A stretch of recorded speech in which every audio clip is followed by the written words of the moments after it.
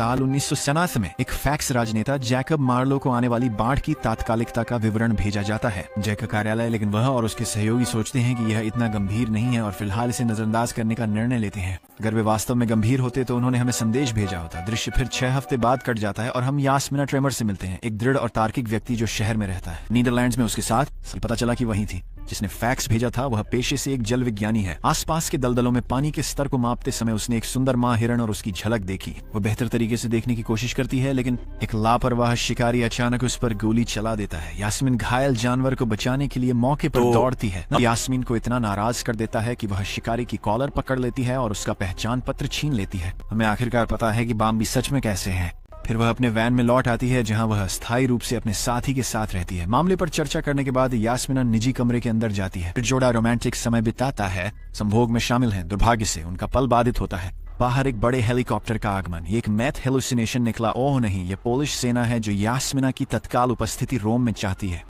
अगले दृश्य में यास्मिना शहर के आपातकालीन मुख्यालय में जाती है। शहर वहां पहुंचने पर उनका स्वागत राजनेता याकूब द्वारा किया जाता है, जो उनके पुराने मित्र भी हैं। वह उसे अपने कार्यालय ले जाते हैं जहां वह कई कमांडरों और वैज्ञानिकों से मिलती हैं। वैज्ञानिक एक प्रसारण नेटवर्क भी मौजूद है जो अपडेट प्रदान करता है और जनता को सूचित करता है। सार्वजनिक बैठक के दौरान यास्मीन अपने हाल के निष्कर्षों को साझा करती है, जिसमें कहा गया है कि रोकला मौत के कगार पर है, पाठ आ रही है और विनाशकारी परिणामों को रोकने के लिए तात्कालिक आपातकालीन कदमों की आवश्यकता है। हालांकि उसे पता चलता है कि टीम 1960 के दशक के पुराने डेटा पर निर्भर है। 1960 के दशक में इसका मतलब है कि वे आसन्न संकट के लिए अच्छी तरह से तैयार नहीं है। जब वे एक आदर्श मॉडल के लिए पूछते हैं तो वह तुरंत काम करने के लिए विस्तृत डेटा सेट और नक्शे का अनुरोध करती है। यास्मिना फिर उन्हें आश्वस्त करती है कि मॉडल तैयार होगा कल, जो उन्हें बाढ़ को रोकने के लिए महत्वपूर्ण निर्णय लेने में मदद करेगा, और इस बीच उन्हें कुछ पानी के पंखों की आवश्यकता होगी। इसी अगले दिन यास्मिना कॉलोनल के साथ शहर के जल स्तर का निरीक्षण करने चलती है। वह तुरंत निष्कर्ष पर पहुंचती है कि भूमिगत पानी बढ़ रहा है। फिर दोनों पास के गांव केटी की यात्रा करते हैं जहां उसे एहसास होता है कि अगर पानी 2 और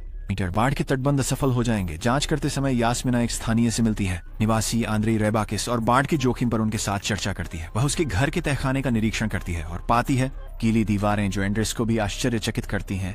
वो कभी कभी उन पर पेशाब कर देता है जब उसने बहुत ज्यादा वोडका पी रखी होती है, लेकिन यह पागलपन है। ये क्या था? फिर बातचीत उनके पिता की ओर मुड़ जाती है। पिता एक युद्ध के दिग्गज जो अब सिटी में बुरा रेड अस्पताल। यास्मिना बात करने की उम्मीद करती है बीते बाढ़ की घटनाओं के बारे में जानने के लिए। इस बीच याकूब एक जलाशय के पास पहुंचता है और पता चलता है कि वहां एक कार्यक्रम होने वाला है। वह आयोजकों पर गुस्सा हो जाता है क्योंकि उन्होंने कई बार चेतावनी देने के बावजूद इसे बंद नहीं किया। चेतावनी प्रबंधक उसे अनदेखा करने की कोशिश करता है, लेकिन याकूब उसे उसकी स्थिति से निकालने की धमकी देता है, जिससे उसे मानने के लिए मजबूर होना पड़ता है।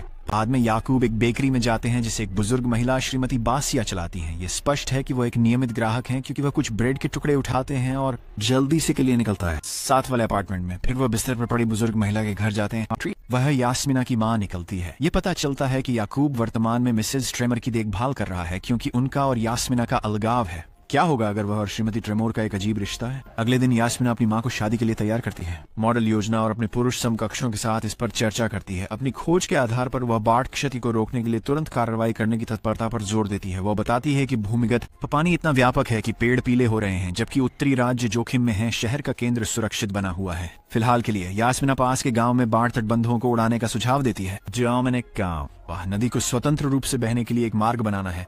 उसके आकलन के अनुसार ये उपाय बड़े बाढ़ को कम करने में मदद करेगा। याकूब चिंतित है क्योंकि बाढ़ तटबंध उन्हें उभार से बचाते हैं। जल स्तर, इसलिए वह यास्मिना से पूछता है कि वे उन्हें उड़ाने पर विचार क्यों करेंगे। वह जवाब देती है कि बाढ़ के तटबंध वास्तव में जल स्तर बढ़ाते हैं और हालांकि वे मामूली या मध्यम बाढ़ के लिए अच्छे हैं, वे बड़े मामलों में प्रतिकूल होते हैं। बाढ़ इस जानकारी के साथ याकूब अंततः आश्वस्त हो जाता है और वह सैन्य को विध्वंस की तैयारी करने का आदेश देता है। मिशन योजना। अगले दिन जब यास्मिना हेलीकॉप्टर से डोमनीवो पहुंचती है तो उसे एक अजीबोगरीब चीज का पता चलता है और नदी के किनारे कई इमारतें। वह देखती हैं कि स्थलाकृतिक स्थिति मेल नहीं खाती है। नक्शे। जब उसने सब कुछ जोड़कर देखा तो उसे जल्दी ही एहसास हुआ कि नक्शे साल 1900 के हैं। 1960 पायलट सूचित करता है वीर का निर्माण कुछ साल पहले लौटकर डेयरी उद्यम का समर्थन करने के लिए किया गया था। ये नई जानकारी आपकी परिकल्पना को प्रभावित करती है क्योंकि पारिस्थितिक परिवर्तन उनके निर्णय के आधार को महत्वपूर्ण रूप से बदल देते हैं। इसका मतलब है कि नदियों के पास के क्षेत्र समय के साथ विकसित होते रहते हैं। स्वयं स्थलाकृति में परिवर्तन को महसूस करते ही यास्मिन केना तुरंत शहर लौटने के लिए पायलट से आग्रह करती है। वह सीधे याकूब के घर जाती है और उन्हें बताती है कि उनका डोमोनिवो बाढ़ के तटबंधों को उड़ाने की योजना अब काम कर रही है। वह सेना को सूचित करने के लिए दौड़ता है।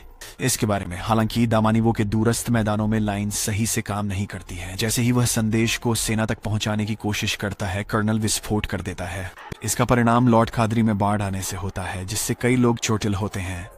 अगले दिन प्रतिनिधि यास्मिना को दोष देते हैं कि उन्होंने त्रुटिपूर्ण दृष्टिकोण प्रस्तावित किया था, लेकिन वह